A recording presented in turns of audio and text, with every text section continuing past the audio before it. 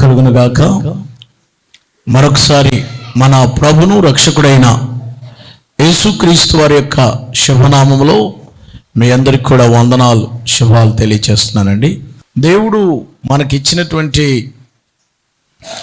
2025వ సంవత్సరం అంతా నీకు ఎలాగ నడిచింది, ఏ రీతిగా నీవు నీ జీవితాన్ని కొనసాగించావు, పాత రోత పాత ఆ కంపు జీవితాన్ని పక్కన పెట్టేసి క్రొత్త సంవత్సరంలో క్రొత్త జీవితాన్ని ప్రారంభించావా? నీ జీవితం ఎట్లా కొనసాగుతుంది అని అంటే దేవుడు మనకిచ్చిన వాక్య భాగాన్ని మనం ధ్యానం చేయవలసిన వారమై ఉంటున్నాం. దేవుడు మానవ జీవితంలో ఒక్కొక్క ఇయర్, సంవత్సరం అనే దయాకిరీటాన్ని దేవుడిచ్చాడు. ఆ సంవత్సరం అనే దయాకిరీటం ద్వారా మనం దేవునిలో ఎదుగుతూ దేవుని బిడ్డలుగా కొనసాగుతున్నటువంటి సమయం ఇది. దేవుడు మనకిచ్చిన ఈవులలో ఒకటి ఏంటంటే సమయం. ప్రతిదానికి దేవుడు బైబిల్లో ఒక మాట చెప్పాడు. మత్తయి సువార్త 25వ అధ్యాయం, మత్తయి సువార్త 25వ అధ్యాయం 19వ వచనం ప్రకారం, బహుకాలమైన తర్వాత ఆ దాసుల యజమానుడు వచ్చి వారి ఇద్దరు లెక్క చూచుకొనెను. దేవుడు లెక్కలు తీస్తాడు. మన దేవుడు లెక్కలు అడిగేటువంటి టైం వస్తుంది. ఈ దినాన్ని మనకివ్వబడిన తలాంతులు, మనకివ్వబడిన ఈవుల గురించి నేను మీతో మాట్లాడాలి అని అనుకుంటున్నాను. దేవుడు మనకి 3 అనుగ్రహించాడు. ఒకటి టైం, రెండవది ట్రెజరర్, మూడవది టాలెంట్. మనకి దేవుడు సమయాన్ని ఇచ్చాడు. టైం, సమయం. మరొక సంవత్సరం, ఈ సంవత్సరం కూడా దేవుడు మనకిచ్చాడు. నాకంటే చిన్నోళ్ళు, అందగాళ్ళు, బలమైన వాళ్ళు, యోగ్యమైన వాళ్ళు వెళ్ళిపోయారు. నాకంటే జ్ఞానవంతులు, బలవంతులు కూడా వెళ్ళిపోయారు. డబ్బున్న వాళ్ళు వెళ్ళిపోయారు. కానీ దేవుడు extended an another year in 2026. దేవుడు మరొక నూతనమైన సంవత్సరాన్ని, నూతనమైన దినాన్ని దేవుడు మనకు అనుగ్రహించాడు. కాబట్టి దేవుడు లెక్కలు తీస్తాడు. దేని గురించి? నీకు ఇవ్వబడిన సమయాన్ని గురించి, దేని గురించి? నీకు ఇవ్వబడిన ధనాన్ని గురించి, ఆదాయం గురించి. దేని గురించి? నీకు ఇవ్వబడిన తలాంతు గురించి. ఇవ్వబడిన ప్రతి తలాంతు, ప్రతి ఆశీర్వాదాన్ని సరిగ్గా సద్వినియోగం చేసావా లేదా అని దేవుడు లెక్కలు తీయబోతున్నాడు. దేవుడు నీకు ఇచ్చినటువంటి జమీందారికి ఎలాగో కూలివాడికి అది 24 గంటలు, ధనవంతుడికి ఎలాగో దరిద్రుడికి, రాజుకి ఎలాగో పేదవాడికి అది 24 గంటలు ఇచ్చాడు. యూటిలైజ్ చేసుకునే దాన్ని బట్టి ఉంటుంది. నీకు 24 గంటలే, నాకు 24 గంటలే, సైంటిస్ట్కి 24 గంటలే, కూలి పని చేసుకున్నోడికి 24 గంటలే. కానీ ఉపయోగించే విధానాన్ని బట్టి అది నీకు ఏర్పడుతుందన్నమాట. సో ఈ సమయాన్ని లెక్కలు తీసేటువంటి సమయం వచ్చింది. మరొక విషయం గ్రహించాలి. గడిచిపోయిన ఒక క్షణం కూడా మరలా తిరిగి రాదు. పోయిన సమయం మరలా రాదు. అది గోల్డెన్ టైం కావచ్చు, అది గోల్డెన్ ఆపర్చునిటీ కావచ్చు, మంచి అవకాశం కావచ్చు. జారు విడుచుకుంటే అది మరలా రాదు. సమయాన్ని వృధాగా గడిపేసి, సమయాన్ని కాలక్షేపం చేసేసి, సమయాన్ని అయిపోయిన తర్వాత నేను ఆ టైంలో ఇది చేసుంటే ఈవేళ నేను ఇలాగ అయ్యుండేవాడిని, అయ్యుండేదాన్ని, ఆ టైంలో నేను కొంచెం నెగ్లెక్ట్ చేశానంటే అది నీ negligence. That is your fault. సమయాన్ని దేవుడిచ్చాడు, జ్ఞానాన్ని దేవుడిచ్చాడు, తలాంతుని దేవుడిచ్చాడు, మనకు ఒక నేచర్ ఇచ్చాడు. కోడి పెట్టకి పిల్లల్ని చూసుకునే నేచర్ ఇచ్చాడు. ఎవరు చెప్పారు వాళ్ళకి? రమ్మనగానే పిల్లలతో సహా బొబ్బొబ్బు అనగానే రయ్యను వచ్చేస్తుంది. మనం వేసే మేత పిల్లలకి పెడుతుంది. అవసరమైతే కాలుతో దువ్వి తినండి అని చెప్పుద్ది. తినకపోతే ముట్టుకై పొడుస్తుంది. గెద్దొస్తుందంటే టక్టగా పిలుస్తుంది, 2 రెక్కల చెందుకు పెట్టేసుకుంటుంది. గద్ద మీద పోరాడుతుంది. పాము వచ్చిందంటే రెక్కల కింద పెట్టి వెనక్కి పెట్టి పాముని పొడి చేయడానికి ప్రయత్నం చేస్తుంది, ప్రాణమైన వదులుకోవడానికి. ఎవరిచ్చాడు దానికి జ్ఞానం? కోడికి ఆ నేచర్ ఇచ్చాడు దేవుడు. ఆస్ట్రియా నుంచి ఒక పక్షులు వస్తాయి, ఏలూరు వరకు వస్తాయి. ఎవరిచ్చారు? GPS. విమానాలు రూట్ తప్పిపోతున్నాయి, మన రూట్ మారిపోతాం, మనకి GPS ఉన్న. ఆస్ట్రియా పక్షులు ఏలూరు వచ్చి ఇక్కడ ఉంటాయి. అలాగే పులస అనే చేప గోదావరిలో మనకు దొరుకుతుంది. ఎక్కడి నుంచో విదేశాల నుంచి ప్రయాణం చేసి వస్తుంది. ఇక్కడికి వచ్చి ఇక్కడ గుడ్లు పెట్టి మళ్ళీ వెళ్ళిపోద్ది, మళ్ళీ వచ్చి మళ్ళీ గుడ్లు పెడుతుంది. వలసొచ్చి పులసగా మారింది అంటారు. ఎక్కడి నుంచి ఎలా ట్రావెల్ చేస్తుంది అది? ఇక్కడికి వచ్చేటప్పటికి అది పులసగా మారుద్ది. 24,000 ఒక చేప తినాలంటే. ఎవడిచ్చాడు ఈ జ్ఞానం? మనిషికి కూడా దేవుడు జ్ఞానం ఇచ్చాడు. మనకి మంచి చెడులు గ్రహించే హృదయం ఇచ్చాడు, బుర్ర ఇచ్చాడు, పని చేసుకునే శక్తి ఇచ్చాడు, ఓపిక ఇచ్చాడు, ఆరోగ్యం ఇచ్చాడు. How to use your talents, your time and your economic. నీ యొక్క ధనాన్ని, నీ యొక్క ఆదాయాన్ని ఎలా వాడుతున్నావు? సరైన మార్గంలో, సరైన రీతిలో మనం వాడకపోతే మానవుని ఆయుస్సు 70 సంవత్సరాలు, అధిక బలం ఉంటే 80, అయినను వాటి వైభవం ఆయాసమే, దుఃఖమే. టైం చాలా ఫాస్ట్గా పరిగెడుతుందండి. మానవ జీవితం 70 సంవత్సరాలను ఎంచుకుంటే లెక్కలు కడితే మానవుడు 23 సంవత్సరాలు నిద్రపోతున్నాడు. 8 అవర్స్ తీసుకుంటే 70లో 8 గంటలు లెక్క పెడితే 23 సంవత్సరాలు నిద్రపోతున్నాడు మానవుడు. 70 సంవత్సరాలు ఎవడైనా బట్టి 23 సంవత్సరాలు నిద్రపోతున్నాడు. 16 సంవత్సరాలు పనిచేస్తున్నాడు. 8 సంవత్సరాలు టీవీ, సెల్ ఫోన్. ఇప్పుడు ఇంకా పెరిగింది, 12 గంటలు. 8 సంవత్సరాలు 12 సంవత్సరాలు టీవీ, సెల్ ఫోన్ చూస్తున్నాడు. నిద్ర కొంచెం తగ్గించాడు, 16కి దాన్ని తగ్గించా. టీవీలోను సెల్ ఫోన్లో గడుపుతున్నాడు ఇంచుమించు 10 సంవత్సరాలు. 6 సంవత్సరాలు ప్రయాణం చేస్తున్నాడు. 16.5 సంవత్సరాలు స్నానం చేయడానికి, టాయిలెట్స్కి, అందానికి వాడుతున్నాడు. 16.5 సంవత్సరాలు. అలాగే తిండికి, తిప్పలకి. ఇంకన్నీ పోగా నేను చెప్పిన 23 + 16, 16 + 10, 10 + 6, 6 + 16.5 తీసేస్తే 6 నెలలు మిగింది భక్తి చేయడానికి. Only half. 70 సంవత్సరాలు, 68.5 సంవత్సరాలు నీ కోసం, 6 నెలలు దేవుడి కోసం చేస్తాం.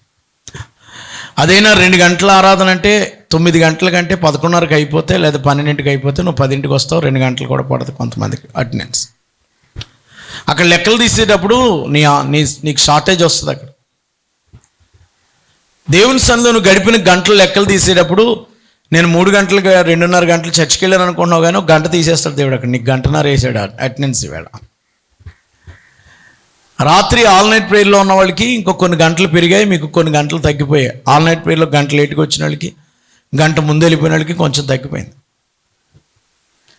ప్రతి దానికి లెక్కలు ఉన్నాయి తెలుసా మీకు? బైబిల్లో ప్రతిదానికి లెక్కప్పు చెప్పాలా? సోమరి, నీ సమయాన్ని ఎందుకు వృధా చేస్తున్నావు?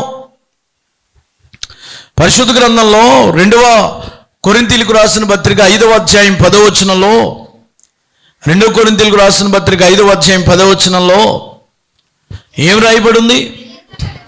ఎందుకనగా మనం జరిగించిన క్రియలు చొప్పున, అవి మంచివైనా సరే చెడ్డవైనా సరే, దేహముతో జరిగించిన ప్రతి క్రియకి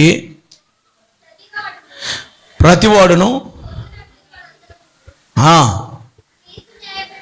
క్రీస్తు న్యాయపీఠం ఎదుట ప్రత్యక్షం కావాలి. ప్రతివాడు నువ్వు మంచివైనా చెడ్డవైనా నువ్వు చేసిన ప్రతి క్రియలకి ఫలితం పొందేటట్లుగా ఆయన ఎదుట నిలబడాలి. మంచి క్రియల కోసము, చెడ్డ క్రియల కోసం కూడా దేవుని ఎదుట నిలబడాలా. సో 2025 వరకు నీ సమయం వృధా చేసావు, నీ టైం వేస్ట్ చేసావు, చాలా భయంకరంగా కాలక్షేపానికి వాడావు, చాలా భయంకరంగా నీ తిండి తిప్పల కోసం వాడావు, చాలా భయంకరంగా వృధా చేసేసావు. నీ లైఫ్ అయిపోతుంది, వేస్ట్ అయిపోతుంది. లైఫ్ వేస్ట్ అయిపోతుంది. ఎందుకు వేస్ట్ అవుతుందంటే, ఉపయోగించే సమయం తక్కువ. ప్రార్థనలో నువ్వు గడిపిన సమయం ఎంత, వాక్యం చదివిన సమయం ఎంత, మందిరానికి వచ్చిన సమయం ఎంత, లెక్కలు కట్టుకో. 52 ఆదివారాల్లో 2 గంటలు లెక్క పెడితే ఎంత వస్తుందో చూడు, ఎన్ని రోజులు వస్తుంది అది. 52 ఆదివారాలు × 2 కొట్టు, ఎంత వస్తుంది? 52 ఇంటూ 2 ఎంతమ్మా? ఏమా 102 అంటే ఎన్ని రోజులు? సంవత్సరానికి ఎన్ని రోజులు అంటున్నాను? దేవుడి సన్నిధిలో గడిపిన 365 అని అందరికీ తెలుసు. 104 గంటలు అంటే ఎన్ని రోజులు అంటున్నాను? 4 ఎంత? 4.5 రోజులు అంతే. నువ్వు 365 రోజులకి పెద్ద బడాయిగా నేను ప్రతి ఆదివారం చర్చికి వెళ్ళిపోతున్నానని చెప్పుకుంటున్నావే. ఆ 2 గంటల సమయానికి నీకు దేవుడికి ఇచ్చింది అంటే 365 రోజులకి 2.5 రోజులే దేవుడితో ఉన్నాను. 2.5 రోజులే దేవుడితో ఉన్నావు. Finish, out. నీవు నాకు ఇచ్చింది ఎంత? సమయాలు లెక్కలు కట్టడం, ప్రతి దానికి దేవుడు లెక్క చూస్తున్నాడట. చూడండి, మనం చదువుకున్న వాక్య భాగం మత్తయి సువార్త 25వ అధ్యాయంలో 19వ వచనంలో, బహుకాలము అయిన తర్వాత ఆ దాసులు యజమానుడు వచ్చి వారి యొద్ద లెక్క చూచుకొనును. లెక్కలు చూస్తాడట. ఈవేళ ఈ 14వ వచనం నుండి 30వ వచనం వరకు ఉన్న పారాగ్రాఫ్ ధ్యానం చేసి ముగిస్తున్నాను. దీని ద్వారా కొన్ని పాఠాలు నేర్చుకుందాం. ఒక యజమానుడు దేశాంతరం వెళ్ళాడట. దేశాంతరం అంటే ఇక్కడున్న కొంత డబ్బు ఇన్వెస్ట్మెంట్ చేశాడు. డబ్బు కావచ్చు, ఆయనకి కొన్ని లక్షల రూపాయలు ఉన్నాయి. తలాంతు 6,000 రూపాయలు కావచ్చు, లేదా 6 లక్షలు కావచ్చు. ఆ టైం లెక్కలను బట్టి అమౌంట్ ఇచ్చాడట. ఒక ఆయనకి 5 తలాంతులు ఇచ్చాడు. కొంత అమౌంట్, సచిన్ అమౌంట్ ఇచ్చాడు. లేదా 5 ఎకరాల పొలం ఇచ్చాడు. లేకపోతే 5 లక్షలు పెట్టుబడి పెట్టమని ఏదో ఇచ్చాడు. మొత్తం మీద 5, ఒక ఆయనకి 5 ఇచ్చాడు తలాంతం. ఇంకొక ఆయన పిలిచి, రాయ్ ఎందుకు అలాగా సోమరుళ్ళగా ఉంటావు, ఈ 2 తలాంతులు ఇచ్చుకుని ఏదో పని చేసుకో అన్నాడు. నీకు ఇంకో 2 లక్షలు ఇస్తున్నాను, దీంతో ఏదో పెట్టుబడి పెట్టుకుని పని చేయి అన్నాడు. ఓకే సార్, వెళ్ళిపోయాడు. అరే నువ్వెందుకు అలా సోమరుడిగా ఉంటే ఎలా? 1 లక్ష ఇస్తున్నాను నీకు, 1 తలాంత్ ఆడికి ఇచ్చాడు. ఆడి తీసుకున్నాడు, వెళ్ళిపోయారు. ముగ్గురు వెళ్ళిపోయారు. 5 తలాంతులు కలిగినోడు, 2 తలాంతులు కలిగినోడు, 1 తలాంతు కలిగినోడు, ముగ్గురు ఒక్కొక్కడికి ఎన్ని ఇచ్చాడమ్మా? మన భాషలో 5 కోట్లు అనుకుందాం పోనీ. ఇంకొకటికి 2 కోట్లు, ఇంకొకటికి 1 కోటి. 5 కోట్లు ఇచ్చినప్పుడు దాన్ని ఎంత జాగ్రత్తగా ఉపయోగించాలి, ఎంత ఇన్వెస్ట్మెంట్ చేయాలి, ఎంత పెట్టుబడి పెట్టాలి, ఎంత మనసు పెట్టాలి, ఎంత పెర్ఫెక్ట్గా వర్క్ చేయాలి. నీకు 5 కోట్లు ఇచ్చారు. నీకు ఇప్పుడు నీకు 5 కోట్లు ఇచ్చారు అనుకోండి. అయ్యో బాబా 5 కోట్లే, నా కళ్ళతో నేను ఎప్పుడు చూడలేదు అనుకోకండి. ఒకవేళ ఇవ్వచ్చు, ఏం చెప్తాం? ఏదో గవర్నమెంట్ నీకు లోన్ ఇస్తుంది 5 కోట్లు. నమ్మిన వాళ్ళు దేవునికి స్తోత్రం చెప్పండి. పెద్ద లెక్క కదా 5 కోట్లు నీకు. దేవునికి స్తోత్రం కదా. ఒక్కొక్కరికి 500 కోట్లు, 1000 కోట్లు చూస్తున్నారు. సరే వినండి. 5 కోట్లు నీకు ఇస్తే, బాబు 5 కోట్లు ఇస్తే నువ్వేం చేస్తావు? ఏం చేయాలి? దాని మీద కొంత స్టడీ చేయాలి, కొన్ని లెక్కలు వేసుకోవాలి, కొంత స్ట్రాటజీ చేయాలి, కొంత సమయం కేటాయించాలి, హార్డ్ వర్క్ చేయాలి, ఎంతో ఫెయిత్ఫుల్గా వర్క్ చేయాలి. అప్పుడే ఆ ఇన్వెస్ట్మెంట్కి దానికి తగ్గట్టుగా ఫలితాలు వస్తాయి.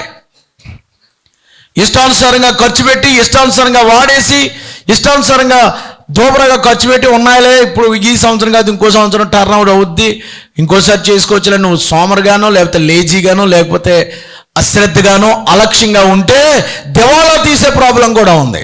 అందుకని మైండ్ పెట్టాలి, ఇంకోటి ఏం పెట్టాలి? సమయం పెట్టాలి. ఇంకోటి ఏం చేయాలంటే చాలా అలర్ట్గా కూడా ఉంటూ దాన్ని చేసుకోవాలి. లేకపోతే ఏమవుద్దండి? డబ్బు సరిగ్గా ఉపయోగించకపోతే ఏమవుద్ది? కేవలం డబ్బు ఉంటే సరిపోదండి, దాన్ని ఇన్వెస్ట్మెంట్ చేసే విధానం కూడా నీకు తెలియాలి. పద్ధతి, స్ట్రాటజీ, ఇవన్నీ కూడా నీకు ఉండాలా. రైట్. ఇప్పుడు సమయం వచ్చేసింది. వినండి అమ్మా. చాలా కాలమైన తర్వాత, ఎప్పుడు వచ్చాడండి ఆయన? 19వ వచనంలో బహుకాలమైన తర్వాత. ఎందుకో చాలా టైం అయిపోయాక వచ్చాడే. నెక్స్ట్ ఇయర్ రాలేదు. వాళ్ళు అనుకున్నారు ఇంకేం పర్వాలేదులే, ఇంక రాళ్లే అనుకున్నారేమో బహుశా. పర్లేదులే, డబ్బులు ఇచ్చిన ఎక్కడ పోయాడో తెలియదు, అమెరికా వెళ్ళిపోయాడు, ఫోన్ చేయట్లేదు. ఎరా నేను 5 కోట్లు ఇచ్చాను, ఏం చేశానని అడగట్లేదు. సంవత్సరంకి ఒకసారి సంక్రాంతి పండుగకి వచ్చి నాకు అన్నం పెట్టమని అంటలేదు. నేను వస్తున్నాను, నాకు గెస్ట్ హౌస్ చూడని ఇదేం అంటలా. ఆయన ఏం అంటలేదు. ఇంక రాళ్లే, ఇంకా మన జల్సా అనుకున్నారు. సరిగ్గా చాలా కాలం అయిన తర్వాత వచ్చాడు. రేయ్ 5 తలాంతులు ఇచ్చినవాడా రా అన్నాడు. అయ్యగారు, నీకు 5 కోట్లు ఇచ్చాను కదా, ఏం చేసావయ్యా? సార్, 5 కోట్లు ఇచ్చారు, చాలా జాగ్రత్తగా పెట్టుబడి పెట్టాను సార్. 5 ఎకరాల పొలం కొన్నాను, 5 ఎకరాలకి ఇంకొక 5 ఎకరాలు కొన్నాను సార్. 2 ఫ్యాక్టరీలు ఉండి 5 కోట్లతో ఇంకొక 4 ఫ్యాక్టరీలు కొన్నాను సార్. ఇంకా నా సమయం వెచ్చించి ఇంతమందికి నేను కష్టపడ్డాను సార్, హార్డ్ వర్క్ చేశాను సార్, ఫెయిత్ఫుల్ వర్క్ చేశానండి. ఆయన చేసింది ఏంటనంటే, వాళ్ళు తమ జీవితంలో వాళ్ళు దేవుడికి చేసింది ఏంటంటే, ఇదిగో 5కి 5 సంపాదించి తిని, ఏమంతేనా? 20వ వచనంలో, అప్పుడు 5 తలాంతులు తీసుకున్నాడు, మరో 5 తలాంతులు తెచ్చి, అయ్యా నువ్వు నాకు 5 తలాంతులు అప్పగించితే అవిగాక మరో 5 తలాంతులు. 5కి 5 సంపాదించాడట. గట్టిగా చెప్పలు కూడా దేవునికి స్తోత్రం చెప్పండి. 5 తలాంతులు ఇస్తే ఇంకొక 5 తలాంతులు సంపాదించి ఒక రిచ్ మెన్ లాగా ఉన్నాడు. గ్రేట్. ఆయన ఏమన్నాడు? ఆయన అలాగే ఆయనతో అన్నాడు, నేను అనేకమైన వాటి నీవు అంతటా యజమానుడు, బలా నమ్మకమైన మంచి దాసుడా, నీవి కొంచెంలో నమ్మకంగా ఉంటేవి కనుక నేను అనేకమైన వాటి మీద నియమించేదను, నీ యజమానుని యొక్క సంతోషంలో పాలు పొందమని అతనితో చెప్పాడు. 5 తలాంతులు గాడు వాడు 5 సంపాదించాడు. గట్టిగా దేవునికి స్తోత్రం చెప్పండి. 2 తలాంతులు గలవాడు మరింకో 2 కోట్లు 4 కోట్లు సంపాదించాడు. సార్, మీరు ఇచ్చిన డబ్బుతో ఇలా చేశాను, నేను ఫ్యాక్టరీలు ఇంత పొలం ఇంత సంపాదించి మొత్తం మీరు ఇచ్చిన 2 కోట్లు ఖర్చు పెట్టిన తర్వాత 4 కోట్లు మిగిలింది సార్, 2కి 2 సంపాదించాను. అబ్బా, వెరీ గుడ్. 5 కోట్లకి 5 సంపాదించావు, 2 కోట్లకి 2 సంపాదించావు. వాళ్ళని ఏమన్నాడు తెలుసా? బలా నమ్మకమైన మంచి దాసుడా, బలా నమ్మకమైన మంచి దాసుడా. You are faithful worker, you are faithful man. My question is, are you faithful man? నీవు నమ్మకస్తుడిగా ఉన్నావా? నేను ఇక్కడ చెప్పేది ఏంటంటే, దేవుడు డబ్బు గురించి చెప్పట్లేదు, లేకపోతే వ్యాపారం గురించి చెప్పట్లేదు. నేను ఏం చెప్తున్నాడంటే, దీని అర్థం ఉపమానం ఇది. పరలోక రాజ్యం అని రాశాడు 14 మొదట్లో. దేవుడు నీకు ఇచ్చిన జీవితం ఒక ఇన్వెస్ట్మెంట్ లాంటిది, అంటే ఒక పెట్టుబడి లాంటిది, 1 కోటి రూపాయలు లాంటిది. దేవునికి ఇచ్చిన జీవితం, దేవునికి ఇచ్చిన ఆరోగ్యం, దేవునికి ఇచ్చిన జ్ఞానం, దేవునికి ఇచ్చిన మల్టిపుల్ టాలెంట్స్, దేవునికి ఇచ్చినటువంటి బుర్ర, దేవునికి ఇచ్చినటువంటి ఉద్యోగం, దేవునికి ఇచ్చినటువంటి వ్యాపారం, దేవునికి ఇచ్చినటువంటి కూలి పని, దేవునికి ఇచ్చినటువంటి స్టడీ, దేవునికి ఇచ్చినటువంటి ఎవ్రీథింగ్ ఏదైనా కావచ్చు, అది దేవుడు నీకు ఒక ఉపయోగపడేవాడిగా ఉంటావని ఇచ్చాడు. నాకు ఇచ్చాడు వాగమని ఎప్పుడు ఊగుతూ ఉంటాను. అది వేస్ట్గానా? కాదు, సుత్తి కాదు. వాక్యం చెప్పమని నాకు ఒక వరం ఇచ్చాడు దేవుడు. నేను నాలాగా మీరు 10 మందిని నిలబెట్టలేరు, అది మీకు ఇచ్చిన టాలెంట్ కాదు. అది నేను నిలబెడతాను, అది నా గొప్పతనం కాదు. ఇది నాకు ఎవరి వల్ల అనుగ్రహించబడింది? దేవుని వల్ల. ఉచితముగా సేవ చేయమని అప్పగించాడు. నేను ఈ 5 తలాంతులు నీకు ఒక సంఘం ఇచ్చాను, ఈ సంఘాన్ని 100ని 200 చేయి అంటాడు. నేను పరలోకం వెళ్ళిన తర్వాత, ప్రభువా నువ్వు 100 మందిని ఇచ్చావు, 200 చేశానంటే భలా అంటాడు. లేదా ఏమంటాడు ఆఖరిని చెప్తాను, ఏమంటాడు ఆఖరిని చెప్తాను. నీకు ఆరోగ్యం ఇచ్చా, ఉద్యోగం ఇచ్చా, చదువిచ్చా, ఏం చేశావు? టైం ఇచ్చా, తందనాలు ఆడడానికా? సమయం ఇచ్చాను తాగడానికా? ఆరోగ్యం ఇచ్చాను తిరగడానికా? డబ్బు ఇచ్చాను విచ్చలవిడిగా ఖర్చు పెట్టడానికా? జూదానికా? లగ్జరీకా? నీ యొక్క సొగసులుగా, భోగాలుగా, ధనాపేక్ష, లేకపోతే ఏమంటాం అది భోగించలుగా, సుఖభోగాలు కాదు. ప్రతిదానికి లెక్క ఉంది. ప్రతిదానికి దేవుడు లెక్కలు తీస్తాడట. అమ్మా, నేను చెప్పేది అర్థమవుతుందని వాళ్ళు గట్టిగా దేవునికి స్తోత్రం చెప్పండి. ఒకసారి ఇప్పుడు లెక్కలు పెట్టండి. మీకు 50 సంవత్సరాలు ఉన్నాయా? 35 ఉన్నాయా? 25 ఉన్నాయా? చెప్పండి. 40 ఉన్నాయా? ఒకసారి ఏం చేసావు? సరిగ్గా యుక్తి చేసావా? నువ్వు జీవించిన సంవత్సరాలు ఎన్ని యాకోబు అని అడిగితే 7 సంవత్సరాలు ఆవిడ కోసం పాలేరుదానం చేశానండి. 7 సంవత్సరాలు వృధా. ఇంకో 7 సంవత్సరాలు ఇంకొక ఆవిడ కొరకు పాలేరుతాను, డబ్బు లేదు ఏమీ లేదు. అమ్మాయిలు చూస్తా అయిపోయింది. 20 సంవత్సరాలు అమ్మాయిలతోటే, 20 కాదు 14 సంవత్సరాలు. ఇంకో 6 సంవత్సరాలు అలాగే బాగా మాంగారితో గడిపోయింది. 7 సంవత్సరాలు ఒక అమ్మాయి కోసం, 7 సంవత్సరాలు ఇంకొక అమ్మాయి కోసం. ఆ తర్వాత దేవదాసు పాట వేసుకోవడం. అంతేనా? మళ్ళీ జనరల్గా చెప్తున్నాను. 7 సంవత్సరాలు ఒక పిల్లని చూస్తూ చదువు సంచులు పక్కన పెట్టేసి ఏదో ఒక ఆదాయానికో ఒక జూదానికో లోబడిపోయి నీ సమయం, ఎంతమంది పిచ్చోళ్ళు అయిపోలేదు? నీ సమయం ఎందుకై టెన్షన్ తెచ్చుకుంటావు నువ్వు? ఎందుకై టెన్షన్లు తెచ్చుకుంటావు? ఎవరినో ప్రేమిస్తావు, ఏదో టెన్షన్ పెట్టేద్దా, టార్చర్ పెట్టేస్తుంది. భార్య ఉంటుండగా ఇంకొక అక్రమ సంబంధం నీకు ఎందుకంట? నీకివ్వబడిన సమయం, నీకివ్వబడిన ఆరోగ్యం, నీకివ్వబడినటువంటి ఆదాయం నీవు వేరే రకంగా వాడుతున్నావు. అవునా కాదా? ఎస్ఆర్ నో నేను అడగట్లేదు. టిక్కి పెట్టుకో, బాడీలో హృదయంలో టిక్కి పెట్టు. దేవుని కోసం వాడింది ఎంత? నీకు ఇవ్వబడిన ఆదాయం వ్యర్థముగా వాడుతున్నావా, చక్కగా లెక్కలు కడుతున్నావా?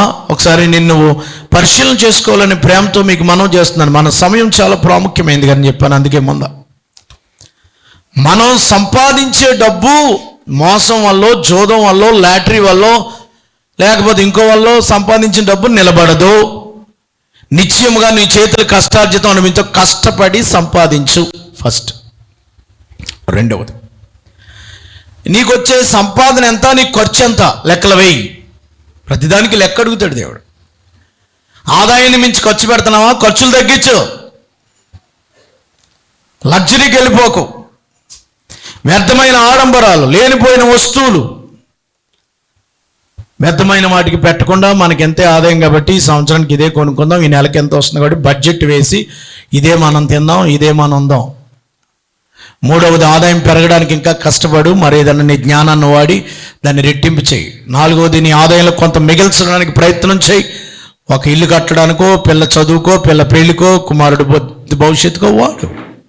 ఇంకా ఎక్కువ శ్రమ పడ్డానికి నీకు ఇవ్వబడిన జ్ఞానాన్ని, నీకు ఇవ్వబడిన ఆ తలాంతుని, యోసేపు అదే కదా, తనకు వచ్చిన ఆదాయాన్ని ఎలా యూటిలైజ్ చేయాలో, దాన్ని ఎంత నిల్వ చేయాలో రాజుగారికి చెప్పాడు, నిల్వ చేశాడు. కరువు వచ్చినప్పుడు హ్యాపీగా ఉన్నారు వాళ్ళ ఫ్యామిలీ.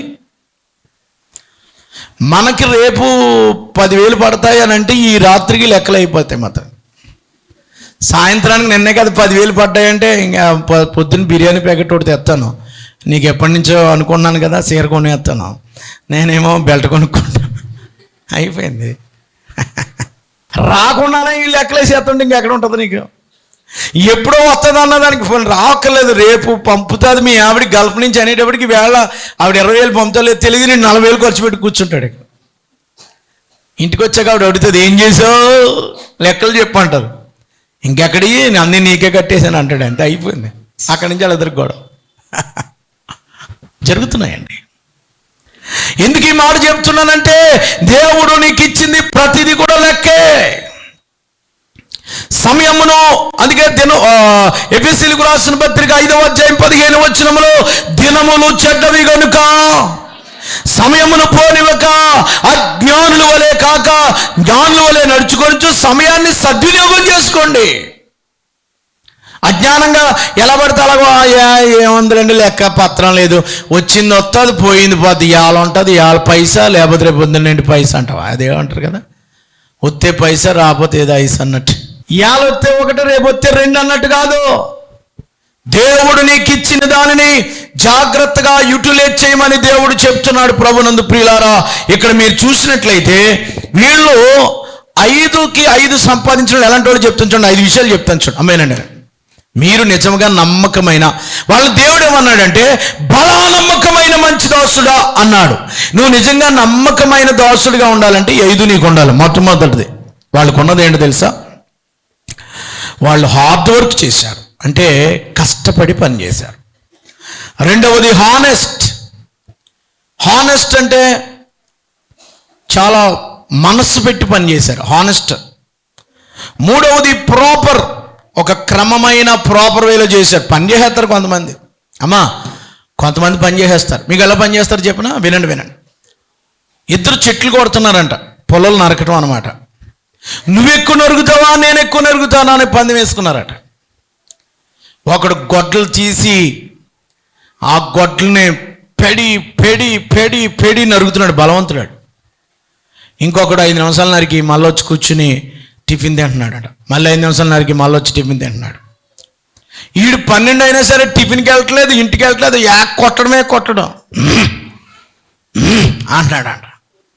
ఏకదెబ్బే చెమటలు కారిపోతున్నాయి అని చూస్తున్నాడు. ఆడు అలా తింటున్నాడు, 7 శనక్కాయలు తింటున్నాడు, 5 తింటున్నాడు, మళ్ళీ అరగంట కొడుతున్నాడు, మళ్ళీ 7 శనక్కాయలు తింటున్నాడు, 5 తింటున్నాడు. సీరా మధ్యాహ్నం సాయంత్రం చూసేటప్పటికి ఆడి పొలలు ఎక్కువ ఉన్నాయండి. 7 శనక్కాయలు తినేవాడి, ఆ అన్నం తినేవాడి, అరగంట పొలలు ఎక్కువ కొట్టేసాడు అంటాడు. ఈడి కనీసం 10 గుండెత్తులన్నా అవ్వలేదంట. ఇంతలాగా నరికి రెక్క కార్చి నేను చేస్తే ఏంటో తెలుసా, ఎక్కడ తప్పు జరిగింది, నేను ఓడిపోయిన సంగతి కరెక్టా, ఏంటి నువ్వు మ్యాజిక్ చేస్తున్నావు, నీ దగ్గర మోళీ ఉందంటే లేదురా, నువ్వు హాయిగా అన్నీ తింటున్నావు చేస్తున్నావు, నేను కష్టపడి రక్తం కచ్చి మంచిని కూడా తాకుండా కొట్టాను నేనంటే, బాబు నేను చేసేది ఏంటి తెలుసు, నేను తింటమే, నేను మొక్కజొన్న పొత్తులు తింటాం, ఏరుశనక్కాయలు తింటాం, అన్నం తింటమే చూసావు, నేను చేసింది ఇంకోటి చూడలేదు. ఏం చేశానో తెలుసా,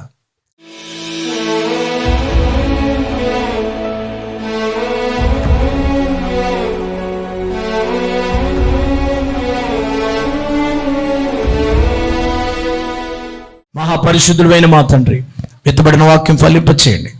2025 వరకు గతం నాస్తం జరిగిపోయింది.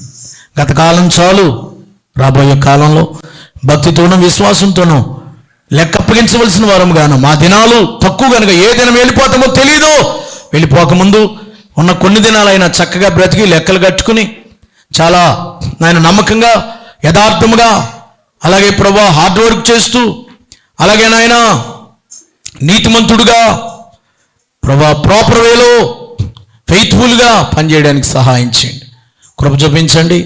మా పనులు, మా విత్తబడిన వాక్యం ఫలింపచేయండి. నీ బాలలో సమర్పిస్తున్న కృపతోడు వంచమని యేసు నామములో అడుగుచున్నాము తండ్రి, ఆమెన్.